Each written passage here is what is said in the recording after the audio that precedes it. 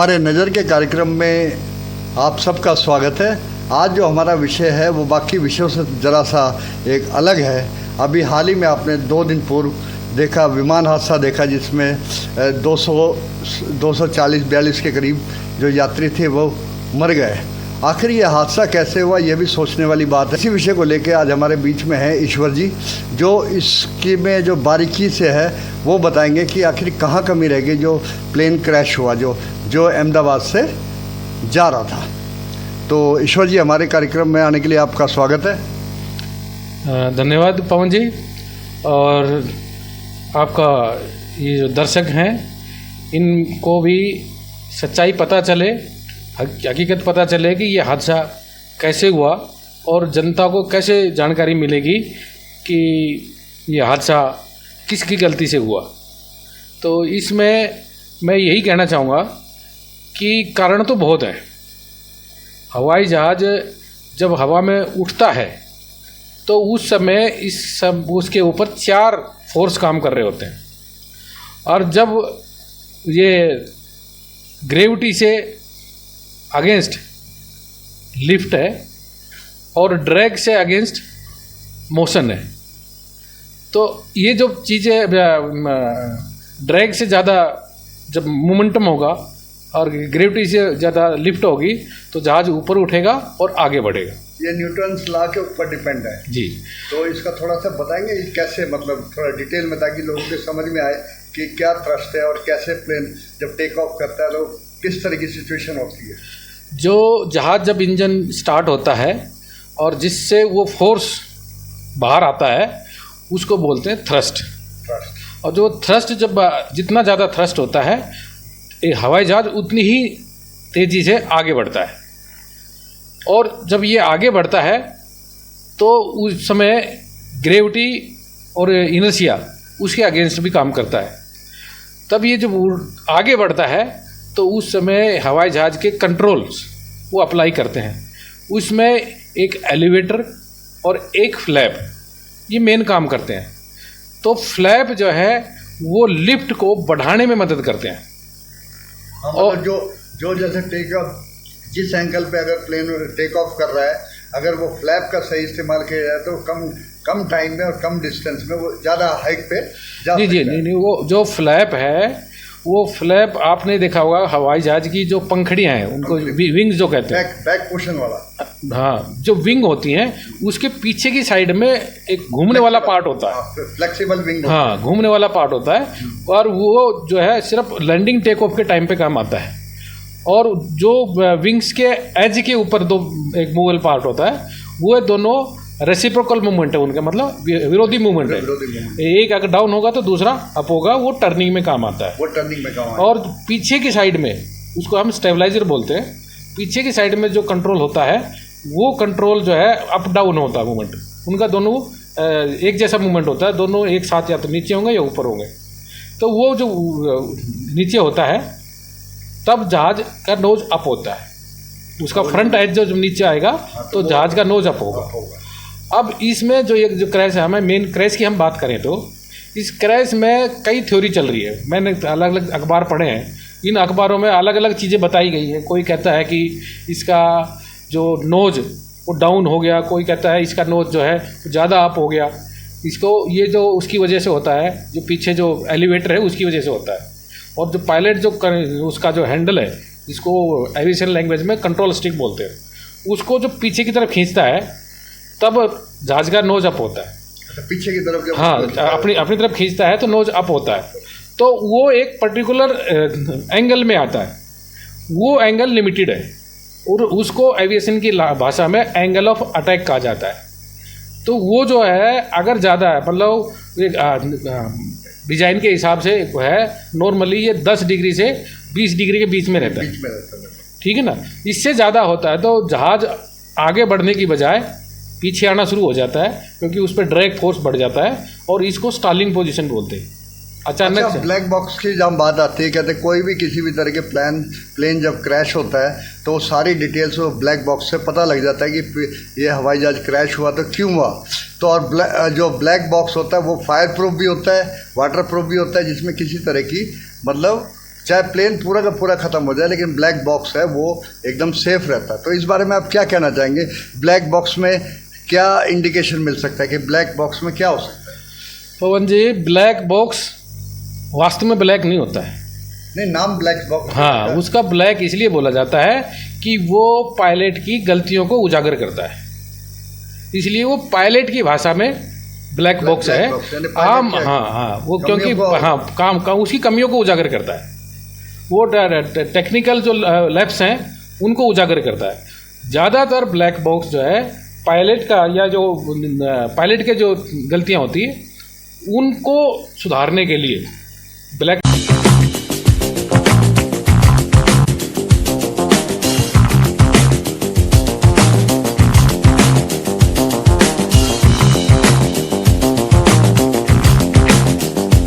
Box का इस्तेमाल किया जाता है। और उसमें जो आगे इस तरह का इंसिडेंट ना हो, उसमें मैं आपको बताना चाहूँगा। अच्छा, ये जो ब्लैक बॉक्स होता है प्लेन में किस जगह पे होता है? सवारी पैसेंजर प्लेन होता है उनमें अलग होता है, फाइटर में अलग होता है, या सेम पोजीशन में कौन सी इसकी स्पेस होती है जहाँ पे ये ब्लैक बॉक्स रहता है? आगे अगर आपने आज का अखबार देखा हो तो ये जो हवाई जहाज जो क्रैश हुआ है ये एक बिल्डिंग पे क्रैश हुआ है। बिल्डिंग पे क्रैश। और इसका जो पिछला जो टेल सेक्शन है वो बिल्डिंग पे एज इट इज रखा है, सेफ रखा है। और उसमें आप देखेंगे जो जहाँ प्रधानमंत्री खड़े हैं उनके सर के ऊपर में एक डोर सा दिखाई दे रहा है, उसको सर्विस डोर बोलते हैं। और उसके अंदर आप देखेंगे तो वो खाली पार्ट है, उसमें कुछ नहीं है। उसमें एयर कंडीशनिंग प्लांट हो सकता है या और कुछ छोटे। ये सबसे हल्का पार्ट होता है। और इस हल्के पार्ट में ब्लैक बॉक्स को और कॉकपिट वॉइस रिकॉर्डर को, इन दोनों को इंस्टॉल किया जाता है। कॉकपिट में भी जो इंसिडेंट्स हो रहे हैं, पायलट क्या मूवमेंट कर रहे हैं या क्रू बॉय क्या मूवमेंट कर रहे हैं, नहीं, ये वो चीज़ें इसमें रिकॉर्ड नहीं होती है। कॉकपिट में जो वार्तालाप होती है, हाँ, या माइक में जो वार्तालाप होती है, एटीसी से हुई या किसी दूसरे जहाज से हुई, वो सारी रिकॉर्डिंग उसमें रिकॉर्ड होती है। उसको बोलते हैं CVR, कॉकपिट वॉइस रिकॉर्डर। वो रिकॉर्डर जो है ना, उसका जो माइक है वो कॉकपिट में होता है।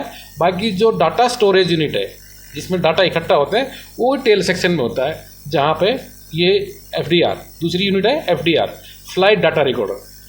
फ्लाइट डाटा रिकॉर्डर मतलब फ्लाइट से कंसर्न जितने भी रिकॉर्डर जो टेक्निकल है, जैसे कि इसी हवाई जहाज की हम बात करें तो एक मामला आ रहा है कि भाई हो सकता है पायलट ने लैंडिंग गियर ऊपर करने के चक्कर में फ्लैप को ऊपर कर दिया।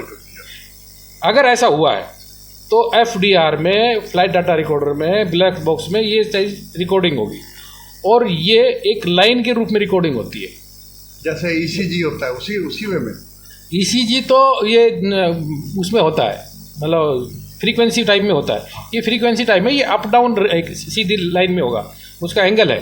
अगर वो जो फ्लैप है उसका तो सिंपल मूवमेंट है, या तो ऐसे आएगा या ऐसे आएगा, तो वो बार बार नहीं होता। तो उसका जो है एक ऐसी स्लांट लाइन के रूप में आएगा और एक पर्टिकुलर फिक्स डिग्री है वहाँ पे वो रुक जाएगा, उससे वो फिर सीधी लाइन में जाएगा।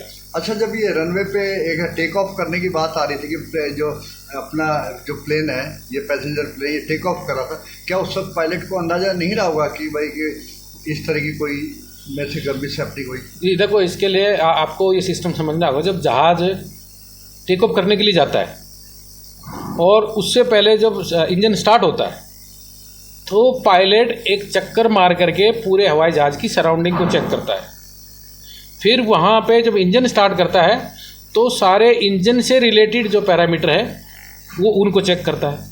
फिर वो जो आता है रनवे एंड पे आता है, रनवे एंड पे पार्किंग करके ब्रेक लगा करके वो पूरा RPM मतलब इंजन की रेस, राउंड पर मिनट, हाँ हाँ, इंजन की जो RPM, हाँ इंजन की जो रेस है, तो वो उसमें मैक्सिमम तक लेके जा करके वो देखता है कि कहीं कोई फ्लक्चुएशन नहीं है, इंजन के RPM में कोई फ्लक्चुएशन नहीं है, कोई जो जैसे हाइड्रोलिक प्रेशर पंप है या इस तरह की कोई वार्निंग इसमें तो कोई लो प्रेशर तो नहीं है। वो सारी चीज़ें थोड़ी देर में वो चेक कर लेता है, ये प्रोसीजर में। और उसके बाद में वो टेक ऑफ करता है। टेक ऑफ जैसे करता है तो उसमें वो पहले फ्लैप अप्लाई करता है, ठीक है, और फिर ब्रेक छोड़ता है फुल एक्सीलेटर में।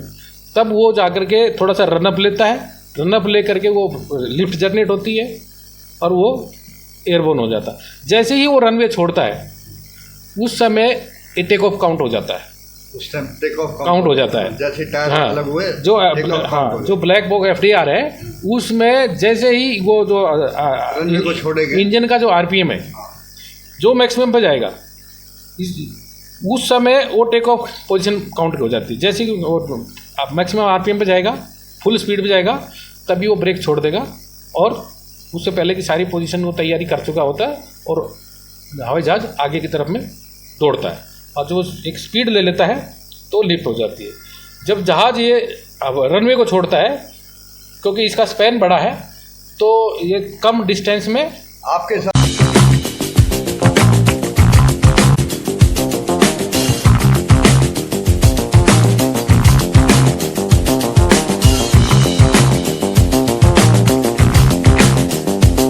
रनवे कितनी लेंथ होगी, कितने किलोमीटर का होगा? ये देखो 2.5 किलोमीटर से 3 किलोमीटर तक का रनवे होता हाँ है, आम होता है। बाकी फाइटर जहाज के लिए ज़्यादा लंबा चाहिए होता है। जो ये नहीं जेट तो फाइटर भी होता है। इसमें जो है इसमें कम रनवे की ज़रूरत होती है क्योंकि इसका स्पैन बड़ा होता है, इसका फ्लैप का साइज़ बड़ा होता है, तो इसमें लिफ्ट आसानी से जनरेट हो जाती है। और जो हम ब्लैक बॉक्स की जो बात हम कर रहे थे तो उसमें जो RPM मैक्सिमम आ गया, वो टेक ऑफ पॉइंट आ गया। अब ये जो है 1:38 पे इसने टेक ऑफ किया, 1:40 पे ये क्रैश हो गया। इसका मतलब विदिन 2 मिनट्स ये काम हो, तो इसका मतलब ये मैक्सिमम 25 से 30 सेकंड लगता है एयरपोर्ट क्लियर करने में। हाँ, मतलब उसके स्पीड के अकॉर्डिंगली फिर ये हाइट गेन करता है। हाइट गेन करके ये उसमें आता है, सर्टेन पोजीशन में आता है। तो जैसे ये बता रहे 650 फीट की हाइट पे चला गया, उस हाइट पे जाने के बाद में इसका ये जो लैंडिंग गियर उससे पहले ही अप हो जाना चाहिए था, क्योंकि ज़्यादातर हमने देखा है कि जैसे ही वो रनवे क्लियर करता है लैंडिंग गियर अप हो जाते हैं, क्योंकि उससे ड्रैग बढ़ता है और वो फ्यूल कंजम्पशन भी बढ़ता है। ठीक है, तो इस तरह से वो प्रायोरिटी में रहते हैं अंदर। लेकिन हमने ये देखा जब वो क्रैश किया, जो वीडियो सामने आई उसमें लैंडिंग गियर डाउन था। और एक्सपर्ट भी कुछ कह रहे हैं कि मैंने भी गौर से देखा उस वीडियो में, वो फ्लैप की जो पोजीशन है वो मैं तो खैर पकड़ नहीं पाया, लेकिन अखबार में ये बात को मैं चर्चा है। और राजीव प्रताप रूडी जो पायलट रहे हैं, बिहार से सांसद हैं, वो भी कह रहे हैं कि ऐसा होता नहीं है, लेकिन हो सकता है कि गलती से लैंडिंग गियर अप करने की बजाय फ्लैप अप कर दिया।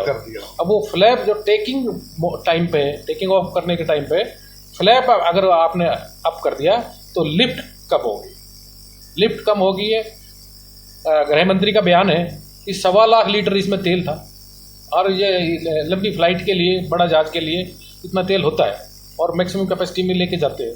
अब वो जो फ्यूल है, पैसेंजर हैं फुल, तो उसकी वजह से अगर फ्लैप ऊपर चला जाएगा तो जहाज की जो लिफ्ट है वो कम हो जाएगी, ग्रेविटी बढ़ जाएगी, इसलिए जहाज नीचे नहीं। अब जैसे आप कह रहे हो कि इतने लाख लीटर उसमें पेट्रोल था, तो जब भी प्लेन टेक ऑफ करेगा तो आगे की तरफ मूव करेगा, नेचुरली जो फ्यूल है, फ्यूल पीछे की तरफ जाएगा। नहीं, ऐसा नहीं है। उसके साथ वो बैलेंस नहीं होगा क्योंकि लिक्विड है। नहीं, उसका वो लिक्विड है, सॉलिड होती तो बात दूसरी। नहीं, वो जो टैंक है ना, हाँ, टैंक का डिजाइन, इंटरनली डिजाइन ऐसा होता है। ये इनिशियली हुआ, लेकिन बाद में हमारी इन चीज़ों को बाद में मॉडिफाई किया। अभी टैंक जो है चैनलाइज है, एकदम से फ्यूल सारा नहीं आता। हाँ, मतलब वो स्टेज बाय स्टेज रोटेशनल में। हाँ, तो उनको वो जो है एकदम से फ्यूल नहीं आता है, क्योंकि नहीं तो फिर वो CG अनबैलेंस हो जाता है, वो चीज़ नहीं।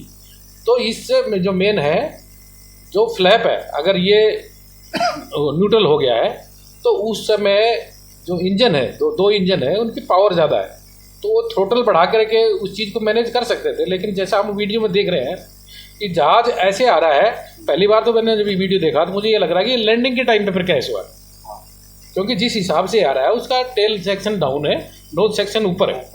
बिल्कुल जो लैंडिंग एटीट्यूड होना चाहिए उसी एटीट्यूड में वो डाउन आ रहा है, और उसी में उसने टेक ऑफ करा। हाँ, और वही है। ये गाड़ियों में, हवाई जहाज में ये फ़र्क होता है कि गाड़ी जो हमारी जो व्हीकल है उनमें हम रेस है ना, पूरी स्पीड लेते हैं, तब हम रेस पूरी अटेंड करते हैं। जब हमने स्पीड बनानी है तो, जबकि हवाई जहाज में मैक्सिमम स्पीड जो इंजन की स्पीड है वो टेक ऑफ के टाइम पे होती है। बाद में एयर में उस आरपीएम की जरूरत ही नहीं पड़ती। टेक ऑफ के टाइम हाँ, टेक ऑफ लैंडिंग में भी जरूरत नहीं हाँ, पड़ेगी। लैंडिंग के में नहीं होती। लैंडिंग में सारे डाउन नहीं आएगा। हाँ, उस समय ग्रेविटी ज़्यादा होती है, लिफ्ट कम होती है, और उसमें जो फ्लैप है जो टेक ऑफ में लिफ्ट का मदद कर रहा है वो ये मतलब प्लेन तो फिर अगेंस्ट ग्रेविटी से लिफ्ट करने के लिए तो अगेंस्ट ग्रेविटी जाने वाली बात हाँ ना। तो वो जब अगर वो फ्लैप डाउन हो गया, मतलब लेवल हो गया, डाउन नहीं लेवल हो गया, तो वो जो लिफ्ट हो रही थी वो कम होगी। और फ्यूल है, पैसेंजर फुल है, तो डाउन आना शुरू हो गया।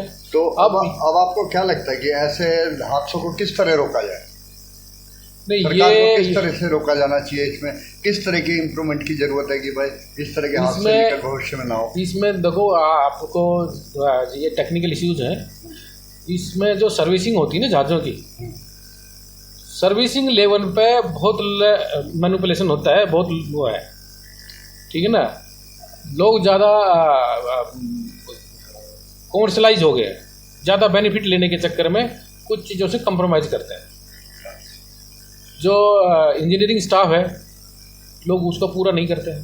हाँ, मतलब शॉर्टकट में कम टाइम में पूरी सर्विसिंग नहीं होती। हाँ, और दूसरा हमने ये भी देखा है, पायलट अगर कम फ्यूल कंज्यूम करता है तो उसको इंसेंटिव मिलते हैं, तो उसकी वजह से भी हादसे होते हैं। पीछे से 2018-19 में एक हादसा हुआ था दिल्ली में। दिल्ली एयरपोर्ट पे हवाई जहाज चार्टर्ड एयरप्लेन था, वो जस्ट रनवे से जस्ट पहले खेत में लैंड करना पड़ा, क्योंकि पायलट फ्यूल बचाने के चक्कर में फ्यूल फ्यूल कम लेके चलाओ। ठीक है, हमारे कार्यक्रम में आने के लिए आपका हार्दिक धन्यवाद। और हमें पूरी उम्मीद है कि हमारी ये जानकारी लोगों को पसंद आएगी। तो आगे भी हम इसी तरह आपको अलग अलग तरह के विषयों की जानकारी देते रहेंगे। तब तक हमारी तरफ से आप सबका नमस्कार। नमस्कार जी।